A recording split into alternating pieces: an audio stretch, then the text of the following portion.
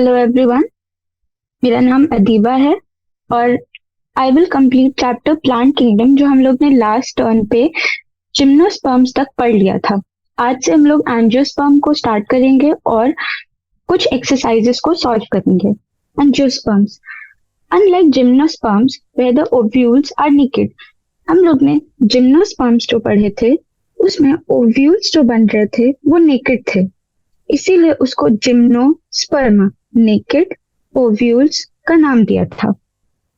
लेकिन एंजियोस्पर्म्स में जो ओव्यूल्स बनते हैं उनके ऊपर फ्लावर प्रेजेंट होता है, जिसकी वजह से वो ढक जाते हैं। इन द जिम्नोस्पर्म्स और flowering plants the pollen grains and ovules are developed in specialized structures called flowers. In angiosperms the seed are enclosed within fruits. Ovules और एंथेरिडियम वो एक फ्लावर के अंदर प्रेजेंट हैं और फर्टिलाइजेशन के बाद जब सीड बनता है तो वो एक फ्रूट से कवर्ड होता है। The angiosperms are exceptionally large group of plants occurring in wide range of habitats. Angiosperms हम लोगों को बहुत वाइड रेंज में मिलते हैं, बहुत जगह प्रेजेंट होते हैं।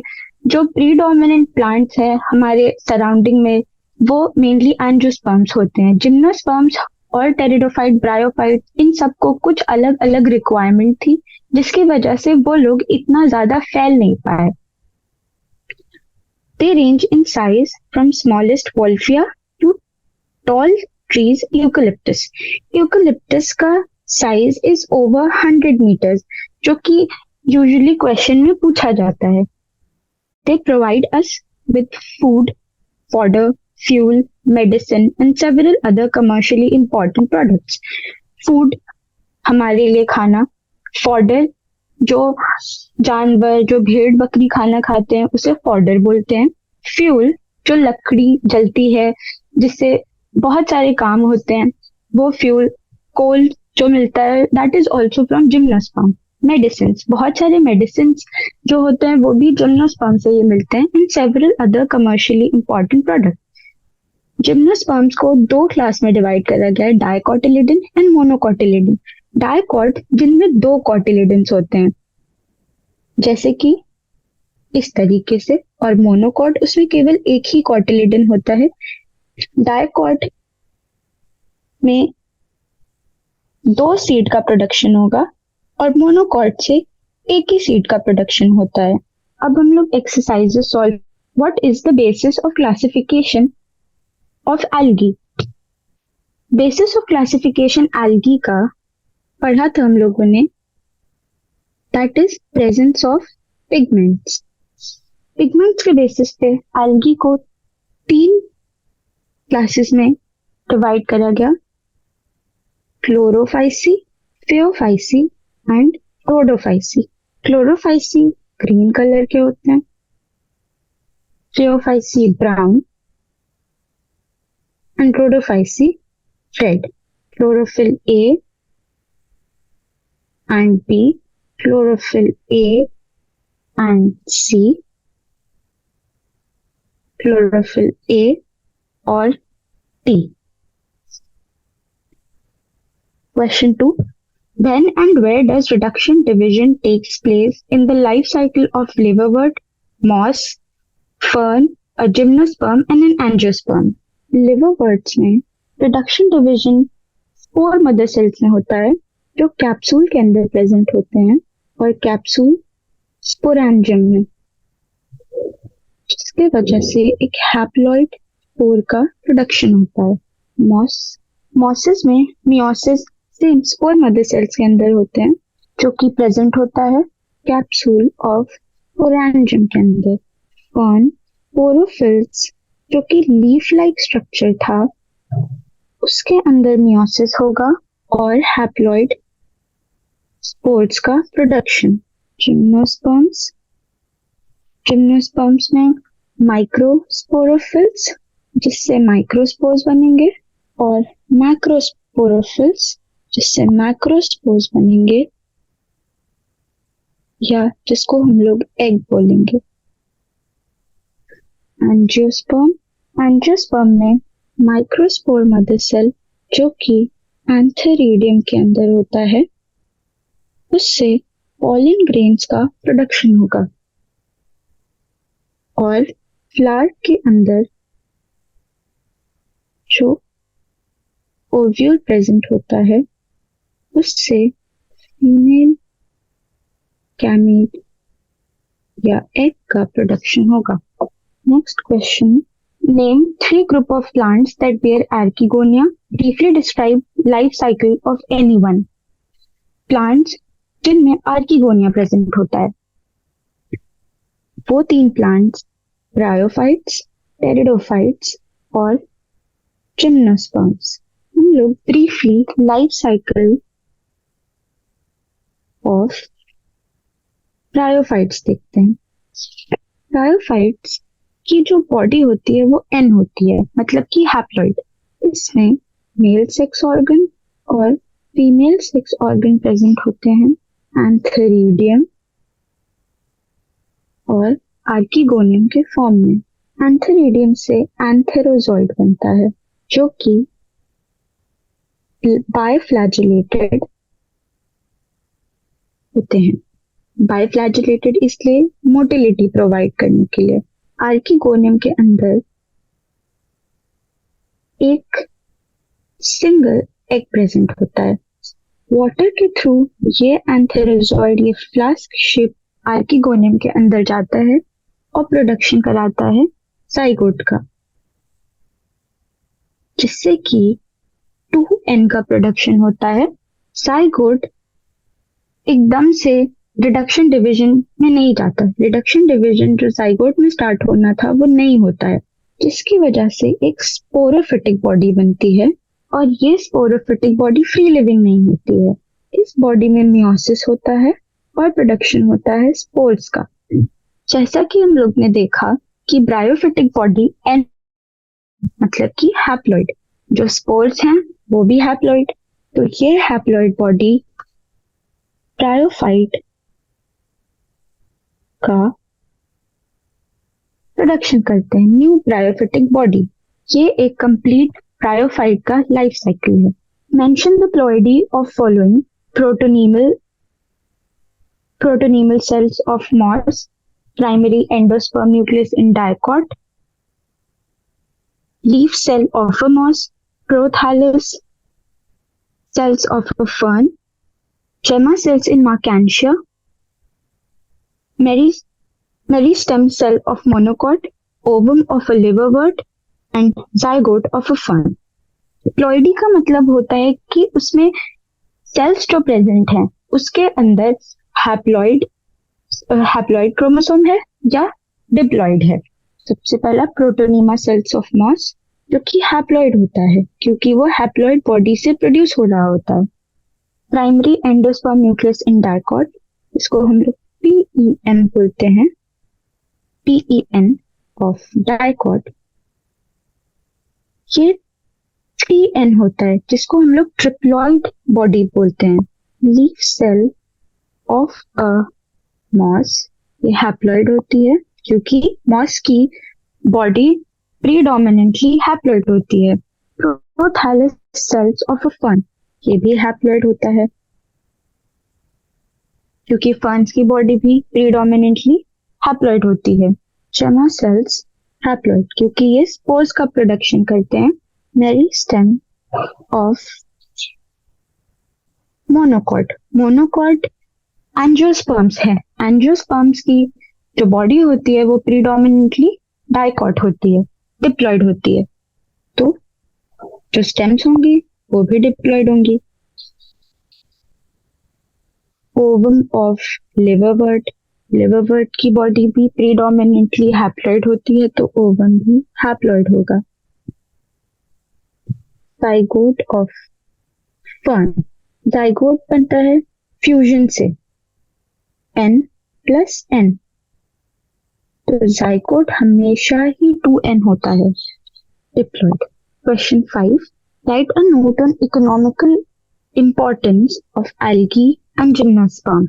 एल्गी की इकोनॉमिक इंपॉर्टेंस, सबसे पहले तो एल्गी कार्बन डाइऑक्साइड का फिक्सेशन करता है। जो मैक्सिमम कार्बन डाइऑक्साइड का फिक्सेशन मतलब कि उसको फिक्स करके ग्लूकोज प्लस ऑक्सीजन का प्रोडक्शन करना बाय प्रोसेस ऑफ फोटोसिंथेसिस, इसे फिक्सेशन कहते हैं। तो सबसे पहला जो एल्गी का मेन काम है वो तो फिक्सेशन ऑफ कार्बन डाइऑक्साइड और production of oxygen. Marine areas में सबसे ज्यादा एल्गी का होता है। तो पहला पॉइंट तो fixation of carbon dioxide. Second, ये डिजॉल्व लेवल मतलब कि घुला हुआ ऑक्सीजन का लेवल पानी के अंदर बढ़ाता है, जो कि मरीन लाइफ को सपोर्ट करता है। मछलियों को, बहुत सारे जो पानी के जानवर हैं उनको सपोर्ट करने के लिए जो सबसे बड़ा हाथ होता है, जो बेसिक रिक्वायरमेंट है ऑक्सीजन की, उसको पूरा करने के लिए एल्गी ही प्रेजेंट होता है। Dissolved oxygen in water. Third point, food production for marine animals.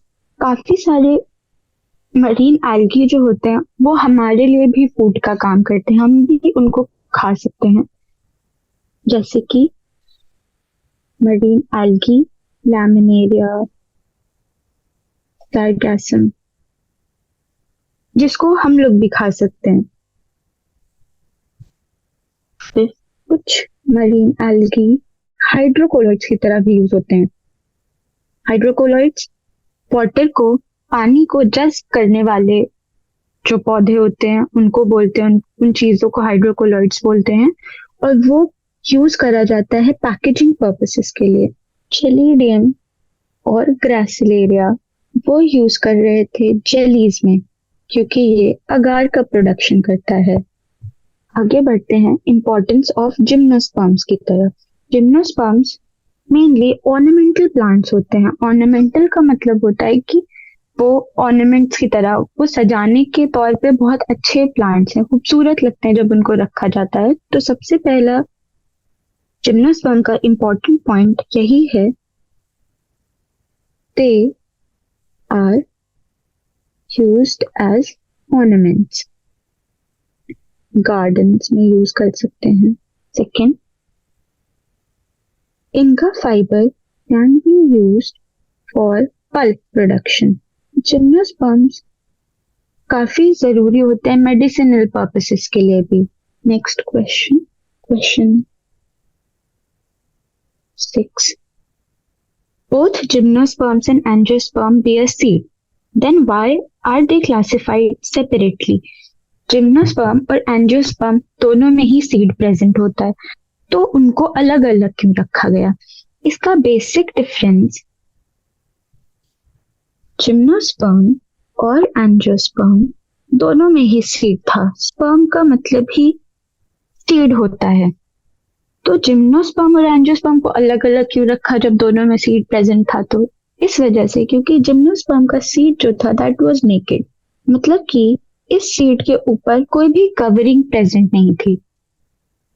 जबकि एंजियोस्पर्म में जो सीड बना था उसके ऊपर फ्लावर्स थे, उसके ऊपर पेटल्स थे, वो कवर्ड सीड था, एक फ्लावर के अंदर एनक्लोज्ड, फ्लावर के अंदर बंद, जिसकी वजह से जिम्नोस्पर्म और एंजियोस्पर्म को अलग अलग रखा गया। What is heterospory? Briefly comment on its significance and give 2 examples. Heterospory. Heterospory क्या है? हेट्रोस्पोरी दो स्पोर्स जो कि साइज में अलग अलग हों, जैसे कि एक छोटा और एक बड़ा, इसको हम लोग हेट्रोस्पोरी बोलते हैं। अब इस हेट्रोस्पोरी का इंपॉर्टेंस क्या है? The phenomena of presence of spores that are unequal in size. एक ऐसा फिनोमेना जिसमें स्पोर्स अनइक्वल साइज में अलग अलग हैं। हेट्रोस्पोरी का इंपॉर्टेंस क्या था, क्यों हुआ, सबसे पहला इम्पोर्टेंट तो ये एक डिफरेंस प्रोवाइड करता है between male gamete and female gamete.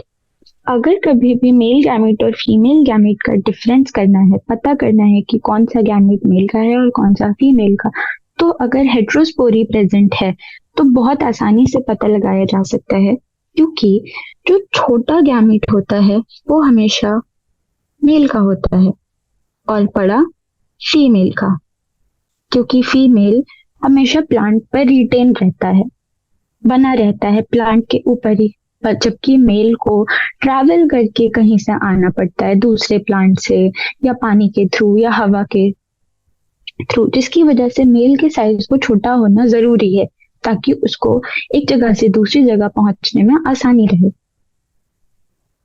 तो सबसे पहला इम्पोर्टेंस तो डिफरेंस का ही है कि डिफरेंस पता कर सके मेल और फीमेल गैमेट में।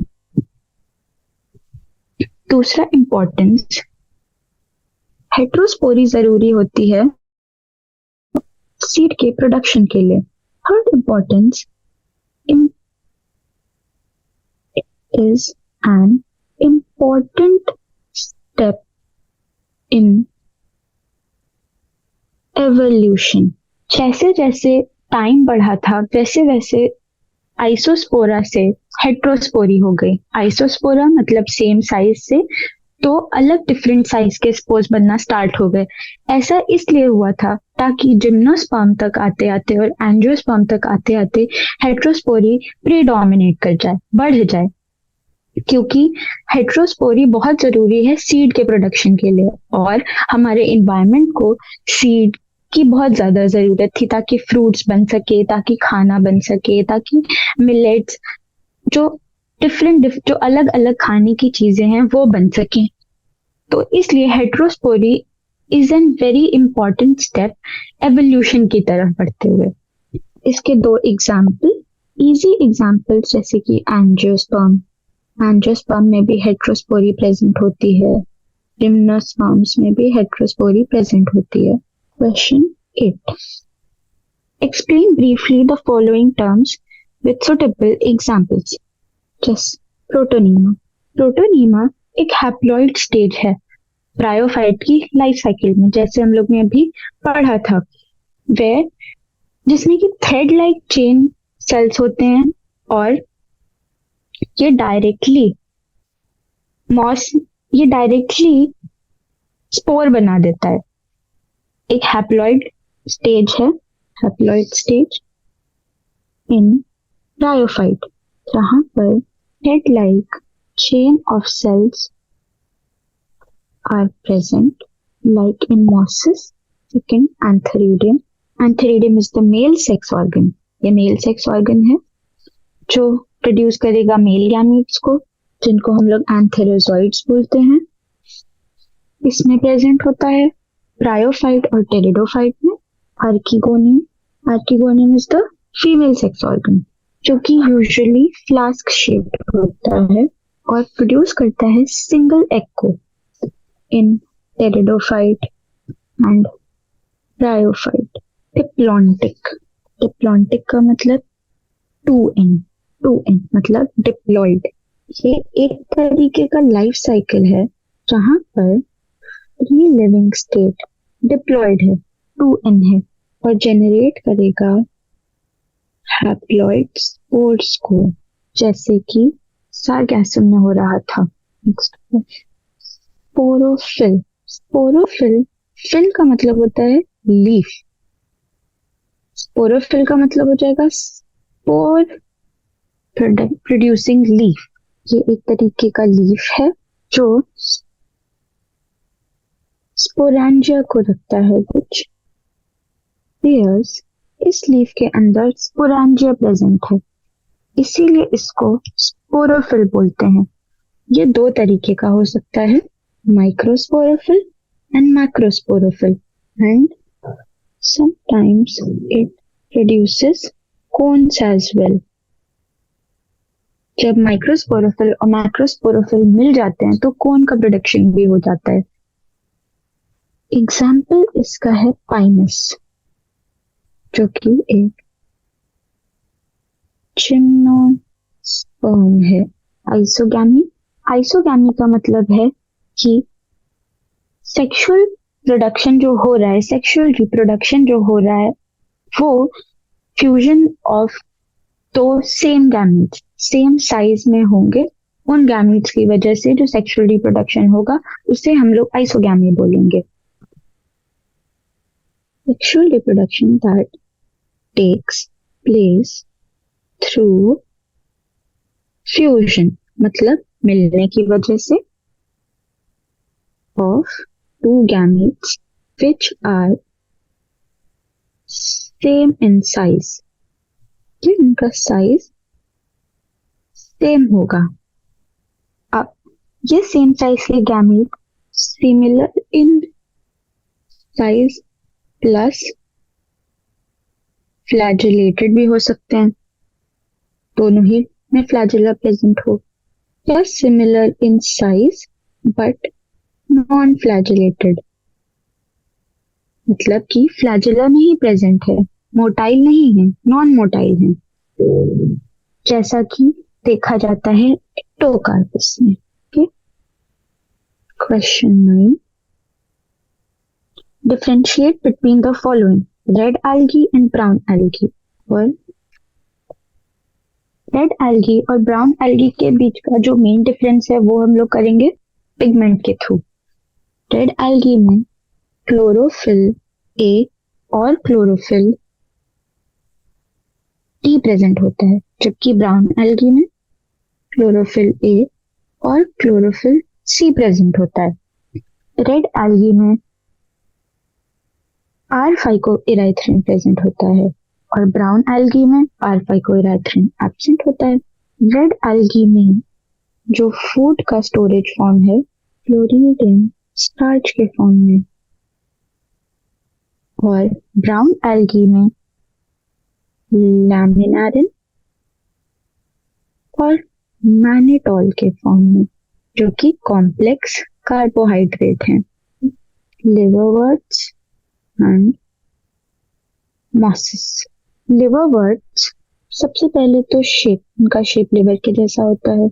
मॉसेस में ऐसा कुछ भी नहीं होता है। सेकंड पॉइंट कि इस बॉडी को डॉर्सी वेंट्रल बॉडी बोलते हैं, और मॉसेस की बॉडी में stem like, leaf like structures present होते हैं। Third, homosporous and heterosporous. Homosporous का मतलब क्या होगा, नाम से ही पता चल रहा है कि होमो मतलब सेम, स्पोर और हेट्रो मतलब डिफरेंट, अलग। तो होमोस्पोरस में only one type of spore, और हेट्रोस्पोरस में morphologically two different type of spore. Match the following column. Question 10, column 1, उसके आगे हम आंसर लिखेंगे। Okay, Chlamydomonas, Ficus, Selaginella and Sphagnum. Options क्या है हमारे पास, moss, pteridophyte, algae and gymnosperm. Actually में इन्होंने हम लोगों को एग्जाम्पल्स दे दिए हैं प्लांट्स के, और हमको उनका एग्जैक्ट क्लास बताना है कि वो किसके अंदर प्रेजेंट होते हैं। okay. तो क्लेमाइडोमोनास, लोग को पता है क्लेमाइडोमोनास प्रेजेंट होता है। क्लेमाइडोमोनास किसको बिलोंग करता है, मॉस को। Sorry, Chlamydomonas is algae, Chlamydomonas algae. और साइकस, साइकस पता है जिम्नोस्पर्म होता है। स्टेलाजिनेला, साल्विनिया, ये सब टेरिडोफाइट हैं। स्फैगनम, स्फैगनम एक मॉस है जो कि bryophyte. Last question, question 11, important characteristics of gymnosperm. Gymnosperm की कुछ इंपॉर्टेंट कैरेक्टरिस्टिक। सबसे पहले इंपॉर्टेंट कैरेक्टरिस्टिक तो जिम्नोस्पर्म का यही है कि वो सीड से एनक्लोज नहीं होता है। Ovules are not enclosed by ovary. Gymnosperms जो ओव्यूल्स प्रेजेंट होते हैं are not enclosed by ovary, और ये एक्सपोज्ड रहते हैं before and after fertilization. Fertilization होने से पहले और फर्टिलाइजेशन होने के बाद दोनों ही बार ये एक्सपोज रहते हैं। सेकंड, इनके सीड्स भी नेकेड होते हैं। थर्ड, जिम्नोस्पर्म में medium size, tall size, shrubs, herbs सब आते हैं। Medium sized, tall sized trees, shrubs, herbs. इनकी जो रूट होती है वो टैप रूट होती है। पॉइंट, इनकी लीव्स जो प्रेजेंट होती हैं वो ब्रांच भी हो सकती हैं और अनब्रांच्ड भी। दूसरा क्लासिफिकेशन कर सकते हैं कि लीफ सिंपल भी हो सकती हैं और कंपाउंड भी। प्लांट बॉडी सेपरेट है into true root, stem and leaf में। ये दो टाइप के स्पोर्स प्रोड्यूस करते हैं, इसीलिए हेट्रोस्पोरस भी होते हैं। फर्टिलाइजेशन इनमें विदाउट वाटर होता है। वाटर की रिक्वायरमेंट नहीं है, एयर से भी हो सकता है। ऐसे हम लोग ने पूरे चैप्टर का एक्सरसाइजेस सॉल्व कर दिए। Thank you.